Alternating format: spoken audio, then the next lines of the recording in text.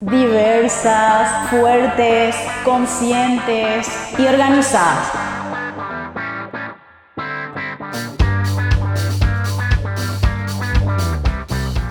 No es una juventud, son juventudes porque hay una diversidad, somos diferentes personas, tenemos diferentes problemáticas, diferentes situaciones, diferentes realidades. Es la frase que más famosa se hizo de que los jóvenes son el futuro y justamente no nos escuchan. Y jamás se preocupan de lo que le están pasando a los jóvenes realmente en ese momento y se dicen, no, los jóvenes van a solucionar todo. Y hay como que nos cargan luego un peso enorme encima.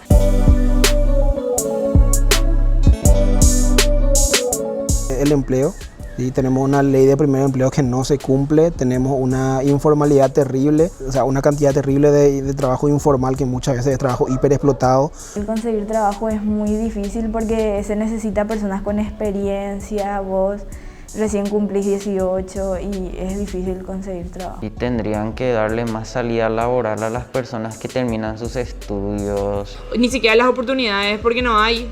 Ahora mismo tenemos un bono demográfico que está totalmente a favor de Paraguay en general y mismo acá en Asunción. Y no hay soluciones para nosotros. En muchas circunstancias estamos así, ¿qué es lo que vamos a hacer? ¿Para qué yo voy a estudiar si no hay con lo trabajo?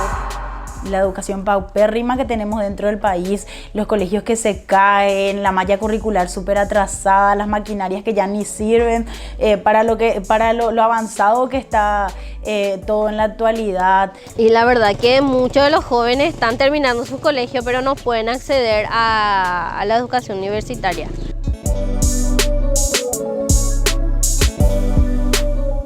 Ya no hay manera de encontrar dónde vivir. Por ejemplo, para mí que soy de Asunción, independizarme y irme a vivir solo es algo que yo veo muy lejos de mis posibilidades porque los alquileres son carísimos y comprar ni qué decir.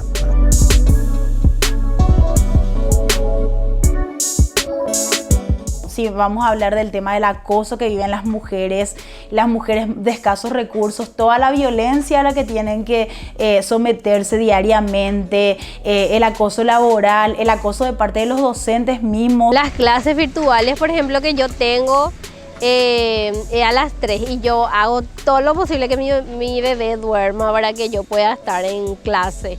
Y la verdad que es muy difícil siendo una mamá y teniendo que darle de comer, tenés que hacerle dormir. Imagínate ahora que es clase virtual y cuando empiezan las clases presenciales, ¿cómo van a ser? Hay diferencia en cuando sos nene y cuando sos nena.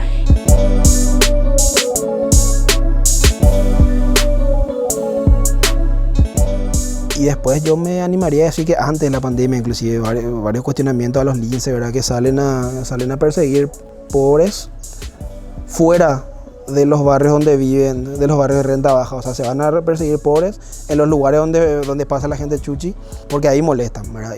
Y no da gusto porque justamente es por tu pinta. Eran así, qué sé yo, amigos que tenían pelo largo o qué sé yo, eran más morenitos y venían y nos decían algo, ¿verdad? O mi forma de vestirme igual. Que nos dejen hablar también a nosotros nuestras preocupaciones.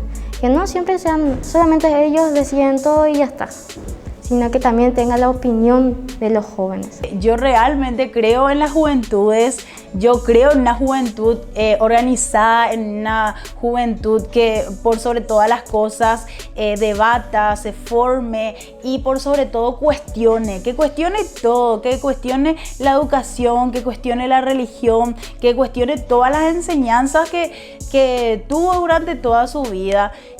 Yo creo que eso es lo principal. Mientras más nos cuestionemos, más vamos a darnos cuenta de cómo son las cosas y por sobre todo de que el cambio está realmente en movilizaciones, en que la juventud se organice y salga a las calles sin miedo a nada.